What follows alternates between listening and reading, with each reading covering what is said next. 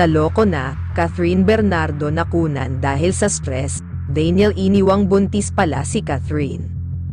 Iyan po ang ating alamin at pag-uusapan sa video na ito. Mga kapatid, halos ngayon ay marami parent talaga ang usap-usapan dahil sa pagbubuwag nila Kath at Daniel Padilla.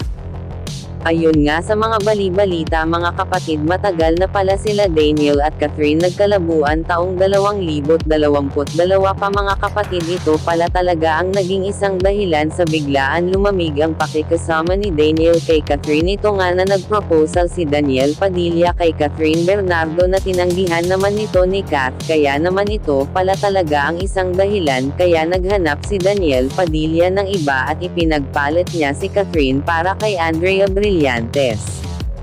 Nakakalungkot na balita sa mga nangyari sa dalawang actress na ito. Nakakapanghinayang lang dahil sa 11 years nilang pagsasama ay sinayang nila ang kanilang pagmamahalan at sinayang nila ang kanilang relasyon na tila bang para na silang mag-asawa noon na 11 years ang kanilang pagsasamahan.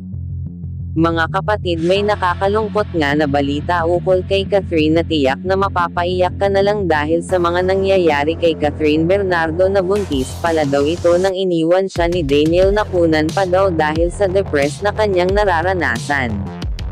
Opo mga kapatid, maniwala ka man o sa hindi ay yan daw umano ang mga bali-balita ngayon. Nakakainis lang dahil sa buntis si Catherine ay sayaka naman si Daniel Padilla nagloko sa kanya at nagawa pa talagang maghanap ng iba, kaya naman halos ang mga solid fans nila ay naapektuhan din dahil sa kanilang paghihiwalayan dalawa na tila bang hindi mo matanggap sa inyong sarili na parang panaginip lang ang nangyari.